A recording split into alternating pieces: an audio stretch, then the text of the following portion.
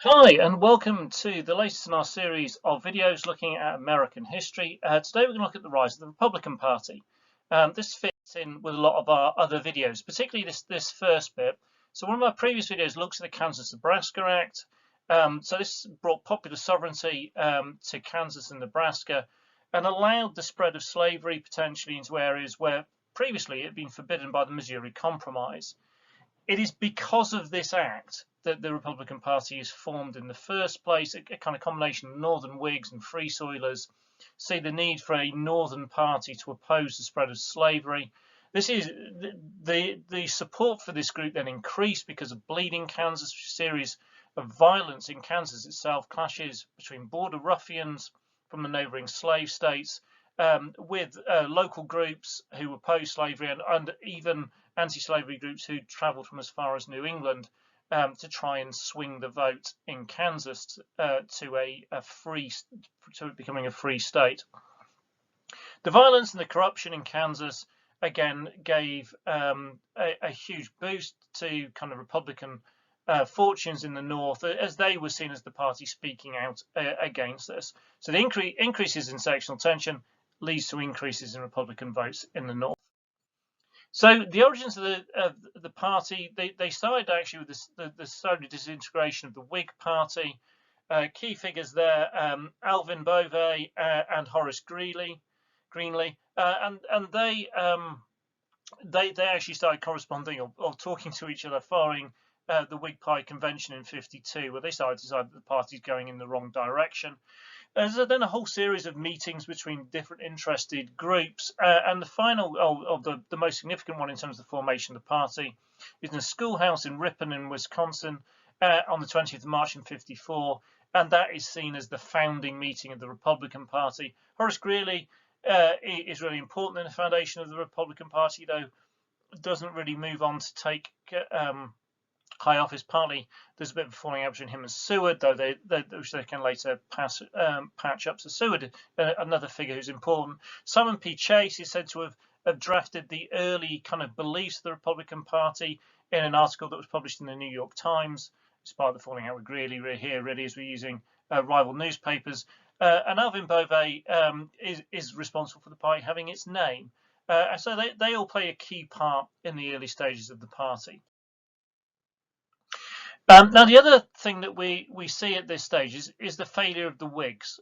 So the Whigs, the issues of nativism, prohibition, and anti-slavery kind of burst into the scene at this point in time, and they really kind of damaged the Whig Party. They haven't really got any answer to the new and changing world.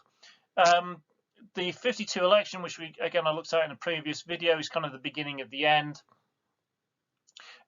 There's also some really key figures that die. So they've lost Henry Clay, they've lost Daniel Webster, and these are kind of the big hitters. They're kind of the big beasts of the Whig Party. And without them, there hasn't been kind of new blood coming in and replacing them, and they haven't kept up with the new ideas. So the Whigs are becoming very much kind of a party of the past. They get really badly beaten in the '52 election.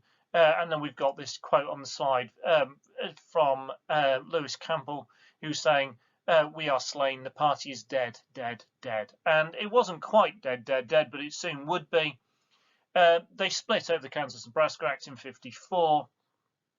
And so the Northern Whigs tended to move off and join the new Republican Party. This is why this is an important part of the story, the rise of the Republican. Other Whigs kind of moved over into the Know-Nothings, particularly in the South. And they are focused on nativist ideas. And the Whig Party essentially then, after '54, vanishes. Now, the party that seemed most likely to take over as the main opposition to the Democrats initially seemed to be the Know-Nothings. There's this huge wave of nativist feeling. They start winning seats in the Houses of Congress. They also take power in a lot of states. But they also started to be known as the do-nothings as well as the know-nothings, because they failed to live up to their promises. They were also seen essentially in the South in particular as just the Whigs with the new party banner. As nativism started to decline, as immigration started to decline in the '50s, they started to kind of lose their edge, and they also started to lose prominent members Nathaniel Banks leaving to join the Republican Party is another key stage, as is their acceptance or support for the Kansas-Nebraska Act in '54. So we see that again coming in here. So they had some political successes, particularly in '54 and '55, but they started again to split over the anti-slavery controversy, and we again start to see them fade away. The Democrats start becoming more and more dominant in the South, and the Republican Party rising in the North. We see the culmination of this in a way with the '56 election, but also the '56 election acts as an important springboard for the Republicans going forward. With the Know Nothings, also referred to as the American Party, split, it was the Republican Party who emerged as the main opposition to the Democrats, and so we start to see the Republicans having a renewed confidence because they are winning. They're winning votes. They're picking up influence and seats, and they are now kind of really seen as the alternative in the North to the Democrats. Freeman leads a good campaign in '56. The fact they can win 1.3 million votes really does open the door to the Republicans, and they can start to see a way into office. So this isn't just now a movement really to object to the spread of slavery and slave power. It becomes a genuine option in terms of a party that can form a government. I love the slogan from the '56 election: "Free soil, free labour, free men, free more." A great kind of slogan that they used in '56, and all the stuff that's going on. They've got a real mandate or real kind of set of things to get their teeth into with Bleeding Kansas and Bleeding Summer. Really gives them a big thing. And we'll look at we've looked at Bleeding Kansas already. We'll have a look at Bleeding Summer now. So the beating of Sumner, often referred to as Bleeding Sumner. Something I'll look at in more detail in terms of sectional tension in a later video.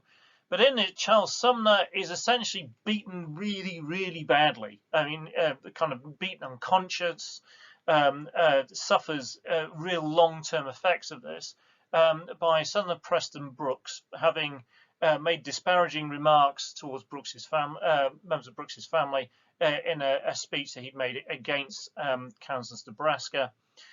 He'd even been warned to tone it down by Seward, of all people, had Sumner. Brooks beats him really, really badly. He beats him with his cane. He had thought about offering him out for a duel, but decided that Sumner wasn't a gentleman, and therefore a duel was not appropriate. So he beats him with his cane, hits him with it so hard and so much he snaps the cane in half. That doesn't stop him. He continues hitting him with the remaining bit of cane he has in his hands. This really, really kind of brings huge amounts of sympathy in the North. We can see that 1 million copies of Sumner's speech, which otherwise had been fairly unremarkable, was kind of printed and distributed. Brooks is conversely, he's really praised in the South. Really famously, he is sent thousands of canes with things like "beat him again" embossed on them. So we see this divide, and it's really important to the Republican Party because it invokes public sympathy for Sumner. It helps them with their betrayal of the South as being barbaric and violent, and so that evokes a great deal of support for the Republican Party. And again, they can take, going into the '56 election, this idea of the moral high ground. If we go forward into '57, we then get this very famous Supreme Court case, one of the kind of most infamous days in the history of the American Supreme Court, the Dred Scott case, and this was a slave, Dred Scott, who essentially sued for his freedom because him and his wife had been taken by their owner into territories and states which were free. So he claimed on the basis of this that he should be a free man. The majority of the Supreme Court come down very much against Dred Scott, and the Republicans are left in a slightly awkward position. So do they accept the decision? which goes against all their principles, or do they challenge it and essentially say we're going against the Constitution, going against the law of the land? Now, some are willing to do that, but really what the Republicans needed was a way out. And what they did is they focused on the position that Taney comes up with as a Supreme Court judge. It says essentially that Dred Scott doesn't have citizens' rights and therefore has no kind of standing with the court, which is one of the reasons why he dismisses his case.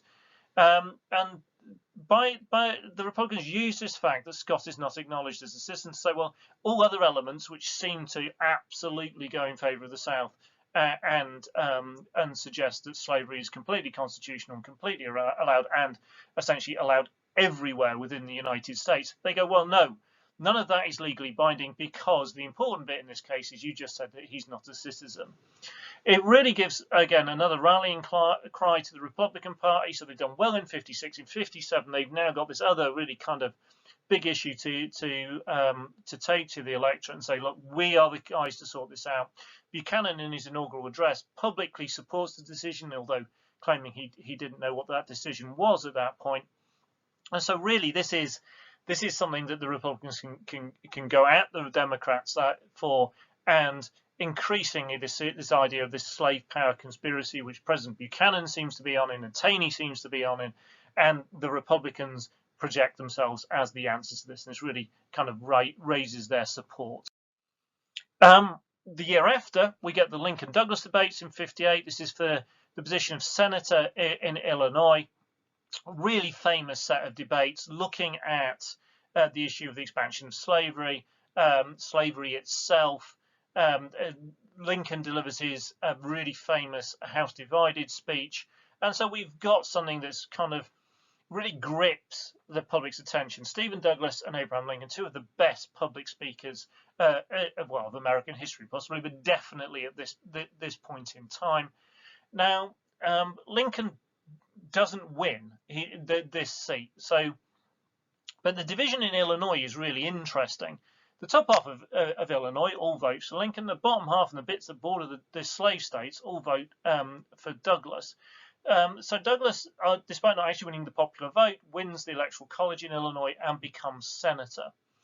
But what it does is it really raises the profile of Lincoln, and the fact that he can take on such a famous and significant political figure as Stephen Douglas really puts him in good stead, and this puts Lincoln on the national stage, and it is really a precursor to his victory in 1860. So what do you think? Which one do you think is the most important in the rise of the Republican Party in his early years of the Republican Party, going through from 54 through to 58? So what do you think? Please leave comments in below the video to give your view, your ideas. Right, and as well as doing that, please remember to like, share and subscribe. And again, there will be lots more videos in this series coming, looking at all those different aspects, and many of the things that I've touched on today, looking at those in more detail, and moving on to the war breaking out and the war itself, and then beyond, and looking at Reconstruction. Right, so stay tuned. I shall speak to you all again soon.